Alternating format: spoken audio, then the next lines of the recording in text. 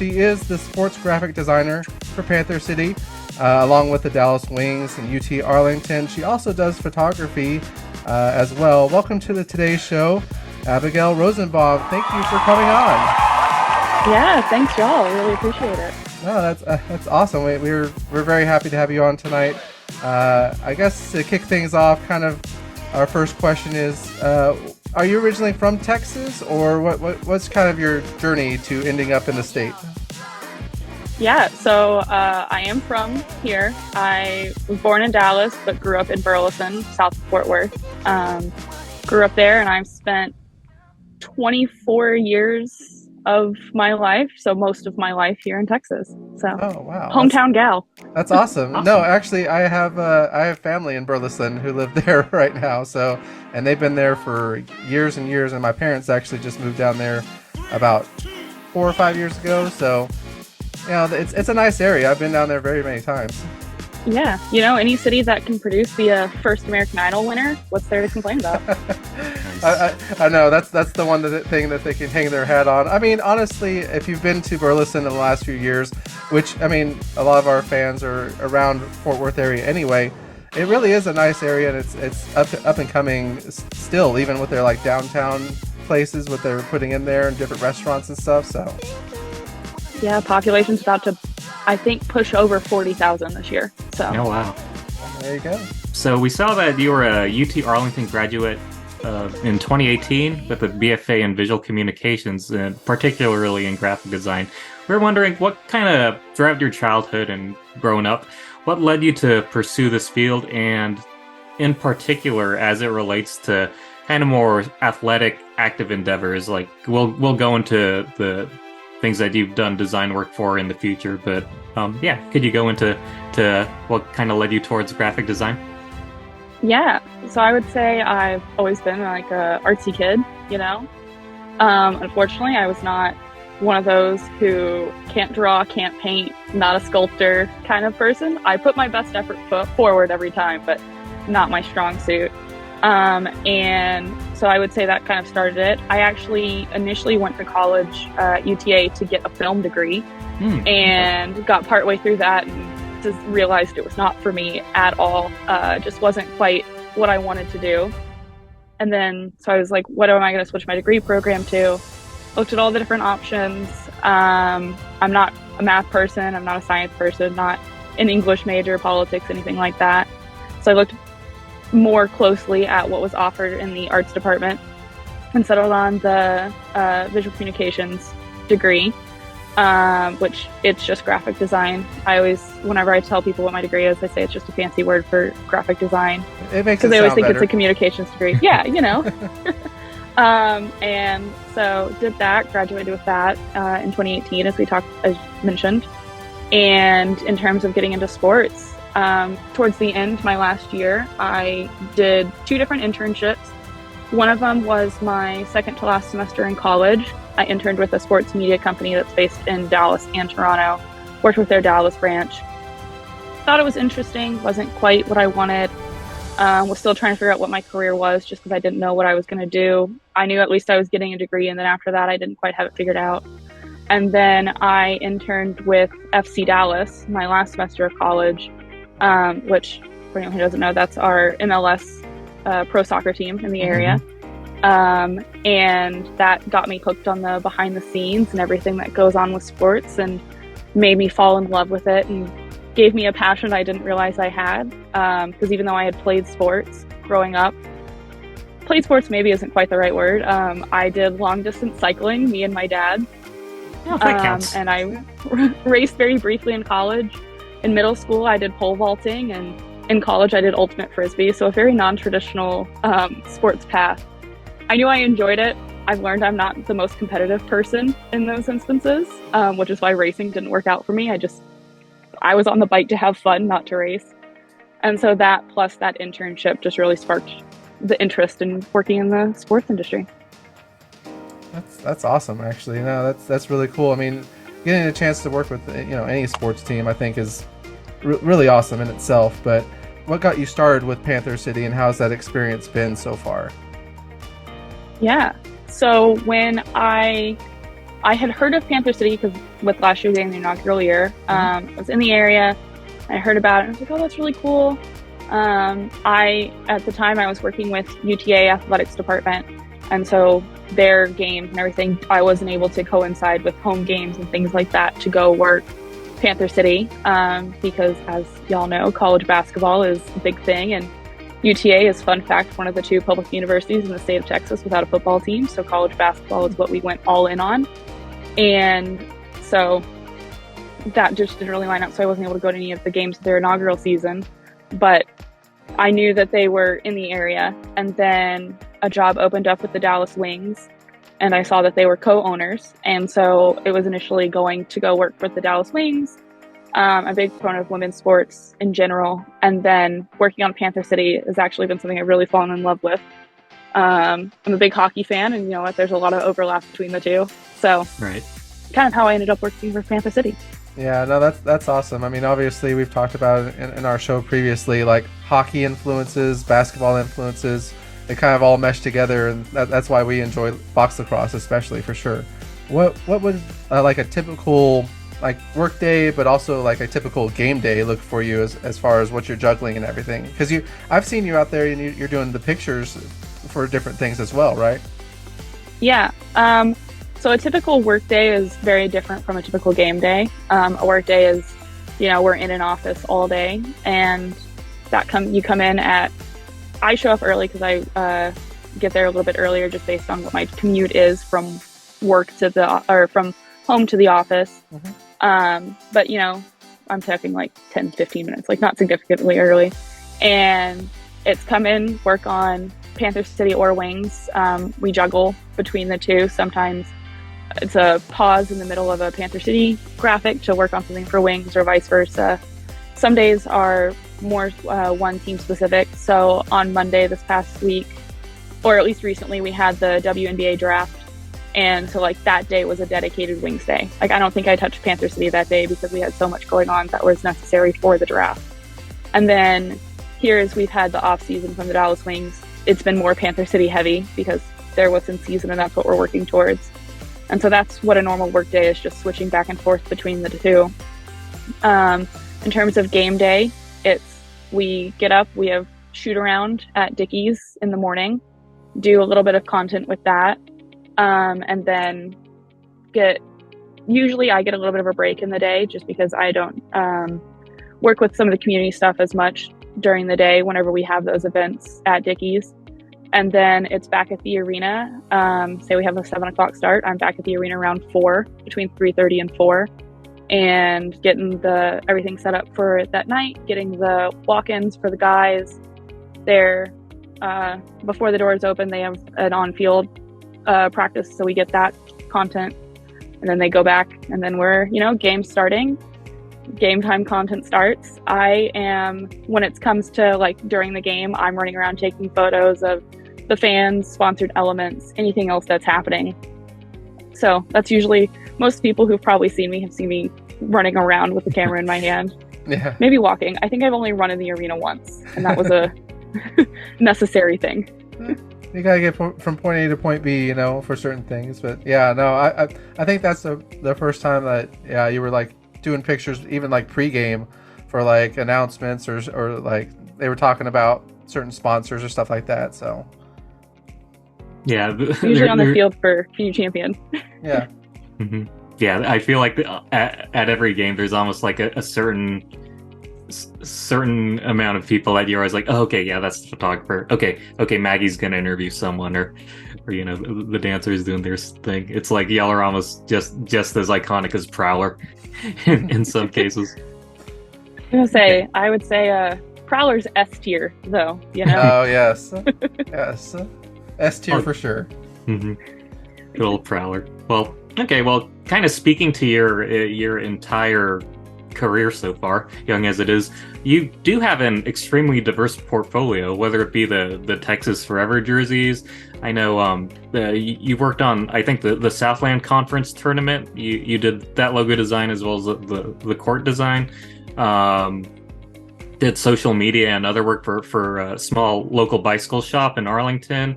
And you also, when you moved back to Colorado for a little bit, you were working with the PBR, not Past Blue Ribbon, but the Professional Bull Riders Association. So these are all very, very different and cool projects. And I was wondering, this kind of might go into my previous question, but what would you say goes into your creative process as a graphic designer or a photographer, or basically a creative mind? So in terms of the process, it's knowing what your brand is that you're working with and knowing what's going to do well in whatever market. If you take currently with PantherCity and Dallas Wings, they have two very different brand identities, but it's still me and the director of creative services and our video and photo. Those two guys, we're a team of 4. It's all of us. We have to still make sure those brands feel cohesive, despite them being very diverse, and knowing that the Texas Forever jersey, that's something that wouldn't work for Dallas Wings, just because that's not the identity that would go with it. And that if they did a Texas Forever night or style of things like that, it would have a very different look than what we did with PantherCity. Gotcha. So I would definitely say knowing the brand and knowing the market. Mm-hmm. That's really awesome. Speaking of the Texas Forever like jerseys and stuff like that, and obviously the content you make for PantherCity, has there been a favorite part or a favorite project that you worked on so far this year that you're like, oh man, that was totally awesome? It was definitely, I feel like we talk about it so much, but it was such a height of my career was the Texas Forever night. Mm-hmm. Everything about that came together amazing. The photo shoot that we did with those jerseys, like I said, I'm a hometown gal. Stockyards is more my place than anywhere else. And so getting to do a photo shoot there was awesome. And then the truck that we used in the shoot was actually my truck. So that's my truck from high school, college. I still own it now. I've been at my parents' house. Nice. So getting to see that, plus the jersey I designed, like if I could go back and tell high school me, middle school me, anything like that, like, hey, this thing that you have is just going to come together and have its moment, and you don't process that that's what it's going to be. And then coming to the game and seeing everybody so excited about it. Yeah. And then the home games since then, seeing people wearing those jerseys and just knowing that, some of the things that we raised so much money auctioning off jerseys I designed, and that money, the benefits it has, things like that Texas Forever is just one of those things that I never thought could happen, and it happened. And now I don't know what's the next step, right? Yeah. The bar set so high. Right. Well, and so if you don't mind, can you kind of, because honestly, when I saw the tees for those jerseys and I saw that they were going to be wearing them and then auctioning them off and everything, like my eyes lit up, and I was like, man, if I have a chance to get a jersey, that's going to be the one I want to try to get. I mean, me and Andy both were like, we should try to get one at least as far as we can. Unfortunately, it got a little too pricey. But I was in the running for a little bit. Yeah, right. But no, do you mind going into that process, especially with that jersey, kind of like where you got the ideas from, and just kind of how that process worked into creating the Texas Forever jerseys? Yeah. So if y'all have read Donnie's blog, which if you haven't, I highly recommend to anybody, y'all or listeners. He writes one every week. He actually did a blog post that I didn't know that's what he was writing at the time, about kind of a little bit into how the Texas jerseys were made. But it quite literally started with a crayon drawing, in that I was, I think in my first 2 weeks or something with the company, they were like, hey, we're going to design specialty jerseys this year. Here's a blank one. We want to do it for our Texas Forever night. Have at it. And I was like, okay. So I guess that's what I'm working on for the day, because it was our off season for both teams. And the only thing we had in the office was pens, Sharpies, Expo markers, and crayons. And I really wanted color pencils, but crayons is what I got. And so I drew up like 3 or 4 designs, and that's where it started from, was just a Texas flag on the front. Had to take some convincing of those who are not from Texas that it is okay to change the colors of the Texas flag. That is a very Texan thing to do. We pulled a lot of colleges as examples. One of the biggest ones that we were able to use to convince was the UNT flag that they fly right by the highway. So that one really helped to like push forward. And so it started as just a crayon drawing on this printout back in October, maybe September, but started back then with this is what the idea is. The initial design got approved, it moved to digital, and it went through a few iterations digitally, in that the flag was originally purple, black, and white instead of what the purple, red, and white that it ended up being. I think actually one of the iterations was purple, black, and gray, since those are our Panther City colors, just as like trying to throw anything out to show all of our different options. And then initially from there we went to red, white, and blue, just a traditional Texas flag, and then the purple, red, and white that it ended up being. And so that was very initial, and then pulling in everything, making it, hiding in all the little Easter eggs that I could that were Texas culture. I already knew a lot about Texas. I feel like I know even more now than what I thought I would ever know. And, you know, some refreshers on Texas history. So as long as my Texas history teachers from middle school aren't hearing this, I think we're okay. And then one thing that I feel is really underrated, just because the jerseys are awesome, we talk so much about them, but the shorts as well were custom designed. I did those as well. And so that one was very Fort Worth focused. It had the Fort Worth skyline, the same star pattern that was on the shoulders, and then Funky Town on one of the sides. So the whole process just literally was from crayon to piece of paper, printed piece of paper from my computer. And then the moment the jersey showed up in the office, we had been waiting for them to get there because we knew about when they were showing up. And they finally showed up in the office, and I was in the middle of a meeting, and someone called the person who was in charge of the meeting, was like, "Hey, the jerseys are here."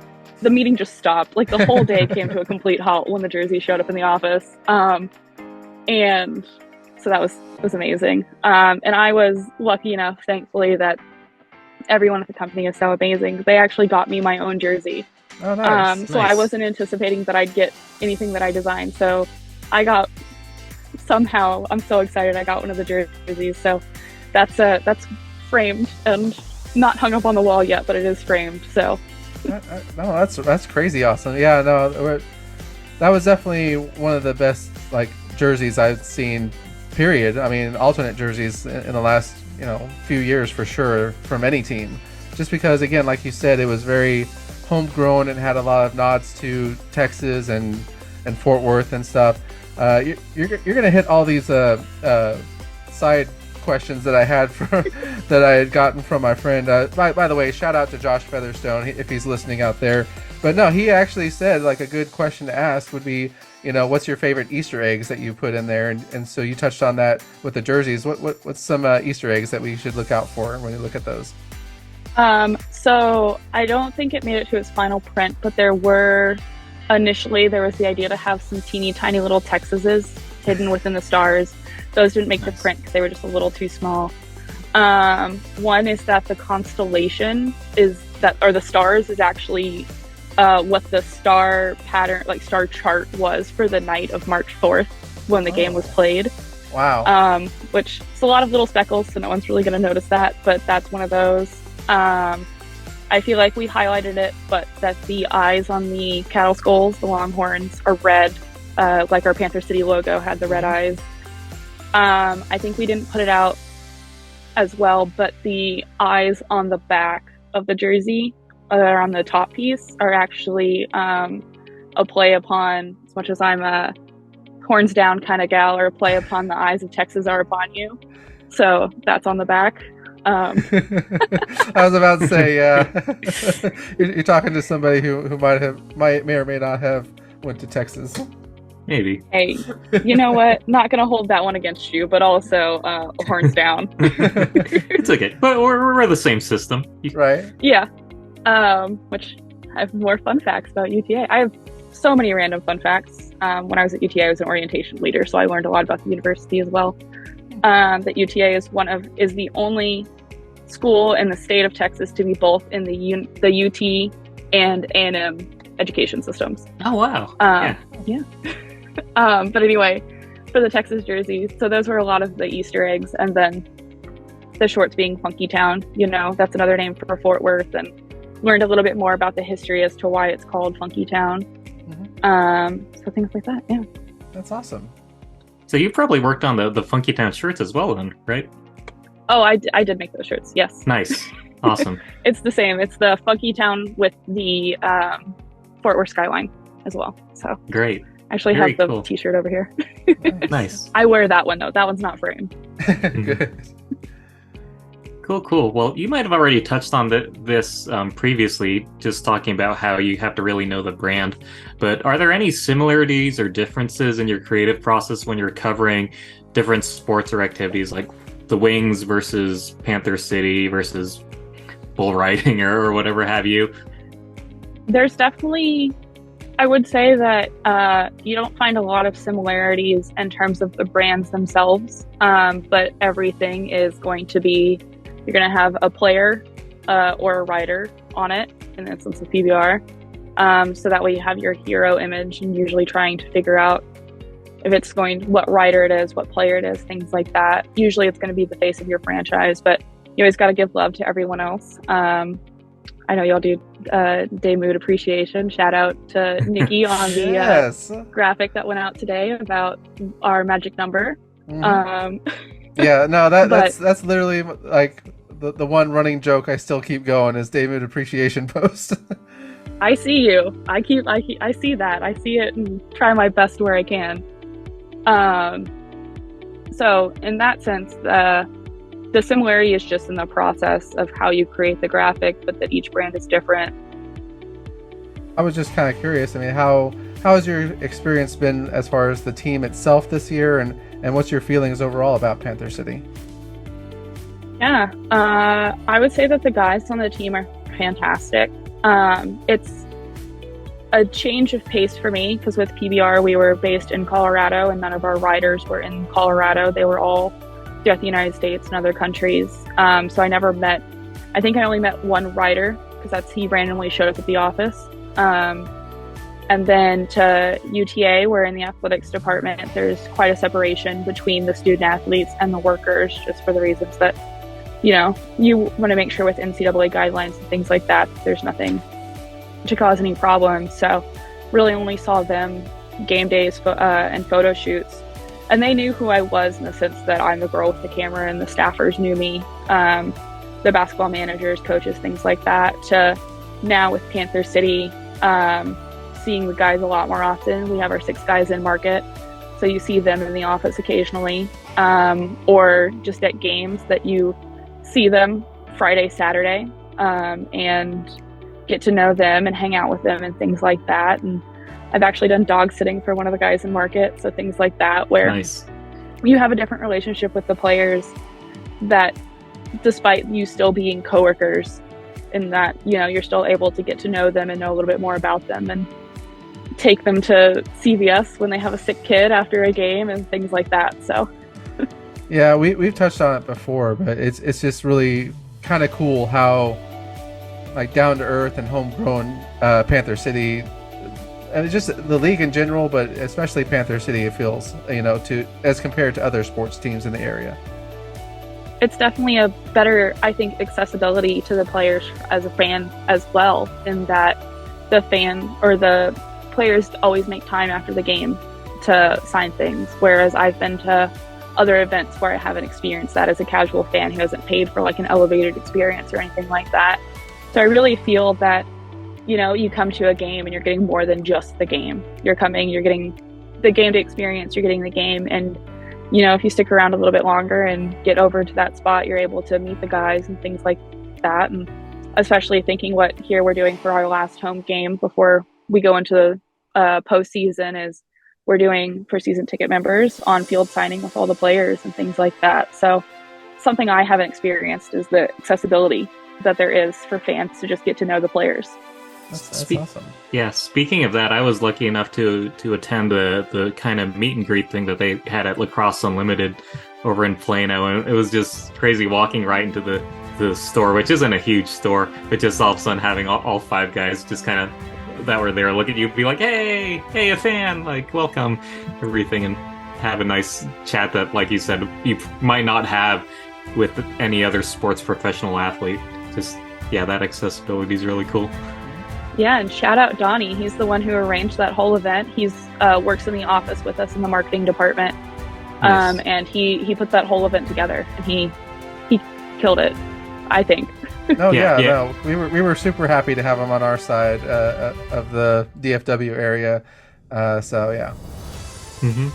Well, okay. I don't know if I imagine you're usually pretty busy during the actual games, but do you have a favorite Panther City game this season? And piggybacking off of that, are there any favorite players of yours? Yeah, I feel like I can't say the Texas Forever game because I've already said that's the height of my you career. It's all right. Other than that, I'd say that the home opener was fantastic. That was my first experience there. And yes, very busy during games, but my parents come to every game and always make it up and always buy me some chicken tenders. So I make time during the game to go eat those chicken tenders and fries. Nice. I would say the chicken tenders, best thing on the Dickies menu. If no one has had them, you should definitely eat them. Not a paid sponsorship. Just maybe it should be. Those chicken tenders are pretty good for arena chicken tenders. Yeah, right. In terms of a favorite player, I don't think I personally have a favorite player just because I've enjoyed getting to meet them all. I can tell you that I've told him specifically too, my family really loves Nate Wade. I get texts every game about him, whether he's on the field or not. They're always asking me questions about him. And so he's a family favorite. And then Brooker is actually one of my brother's favorite players as well. Nice. So my family has their own personal favorites, and I'm trying to be responsible and not have favorites. Right. No, that's funny. When at the Lacrosse Unlimited event, I told the guys, Phil Caputo, you're my wife's favorite player, and they were like, it's got to be the mustache. It's just so iconic. I mean, yeah, between him and what we call him, teen heartthrob, Will Malcolm. The boy band hair. Right? Yeah. 90s boy band. Yeah, we talked about that last episode when, we tried to get his autograph at the end of last season, and just girls everywhere were like, oh my gosh. Yeah, we weren't getting past them. It was like, what are they called? Swifties, whenever they just like mob a place. That's what it felt like. That's the closest thing I'd ever been to that. What we call them, Mouthy Squad? I don't know. I don't know, but I'm pretty sure they'll show up at the end of the season again, so you might want to watch out for that. Hey, cool. I get to tell people to move out of the way with the camera. So. Right. Hey, photographer here, I have to take pictures, Well, I guess for me, kind of like wrapping up my last few questions, has there been something? Well, first of all, I mean, your posts, especially like your play on like what was that, the Philadelphia TV show? I love. It's Always Sunny. Yeah, It's Always Sunny. I love that one. And then the Step Brothers, I think, was my other favorite one. Just seeing them hang out with each other, but like put it on the Step Brothers poster. But honestly, has there been something that you've worked on so far this season that didn't, get finalized or didn't go through, but you're like, oh man, I really wish that didn't get scrapped? I would say that those specific ones that you call were not ones they obviously made it to from point A to point B, and that they got posted, and those were the designs that originated, which shout out Kelsey, our social media manager. Both of those were her idea, so I can't take credit for those. But there's a lot of graphics they get one iteration and then they just never see the light of day. I'm trying to think of one specifically. We posted our magic number. That was not the first graphic design. So that one came out. I think that was second or third iteration of that graphic, and so that one got posted. We have some other graphics that haven't come out yet that they definitely had a few different iterations before they got made. I'm hoping one of them comes out this weekend. I think we know what graphic we're talking about. Fingers crossed. So things like that, where it's almost everything will make the light of day at some point. Very rarely do they not, unless something doesn't go the way that we anticipate. In that I've previous jobs made championship graphics, and then championships didn't happen. So things like that, where if anything doesn't go out to the public eye, it's more because just the events didn't fall into place where they should have. But for the most part, I'd say pretty much everything does. I definitely have some ideas that don't even get designed, which is probably for the best because they're not always good. A couple that didn't make it were the Valentine's Day graphics that we made. That was puns in everyone's name. I think we only put out 4 puns, but I wrote 17 puns based on the players and gave them over to social media and said, you get to pick which ones you want. So that's my my unreleased that I'm a little sad about, because I feel like I had some pretty solid ones, but next season. I was about to say, next season. Everybody enjoys a good pun, especially on like Valentine's Day. Well, obviously you talked about like looking towards the future and everything. Is there one thing, either with Panther City or even like Dallas Wings, that you're looking forward to kind of in the future that you're like, I'm really excited to work on this? I think I'm excited for the start of wing season. We have such a big build up to that. So for that to happen, I'm ready for it. I'm excited for it. For Panther City, I really want to see these boys get the playoffs, the championships. I fully believe in them that they're going to make playoffs. And, anything after that, I fully believe that they can do once they as long as they're ready for it, it'll happen. And I'm very excited for that to happen. First in franchise history for a second-year team. That's fantastic. I mean, well, and we were, you talked about even last season before you got on with them. I mean, we were in the hunt pretty late in the season still to try to get a playoff spot last season. So, I mean, I think that's really why Tracy Kolesky won Coach of the Year, and that's why we had kind of a good feeling going into this year that, hey, we could take that next step as a team. Yeah, and I think the boys are just as ready and just as hungry for it to happen. Based on the very least talking with, like I said, Donnie, who's in the office, and Pat Foley, who's also in the office, they're ready, they're hungry, they want it to happen just as bad as we do. That's awesome. Yeah, no, believe me, like we're really fingers crossed hoping for this weekend to kind of get us that 10 wins and make sure everything falls into place for us to have that playoff game. I mean, obviously there's a lot that would have to happen for us to have a home playoff game. But hey, crazier things have happened, so you never know. And especially in sports, you just never know. You gotta tap that Ted Lasso believe sign, man. Right? I mean, Abigail, thank you obviously again for coming on. Do you have any like final thoughts or shout outs that you wanted to add? I think the only shout out is follow Panther City Lax on all their socials and come to our last regular season home game, April 21st. We're real excited, and there should be some good giveaways, and I really want to see everyone there. Yeah, no, we're definitely excited, especially like you said, the push for the playoffs. I mean, get the chance to see them right before then would be amazing.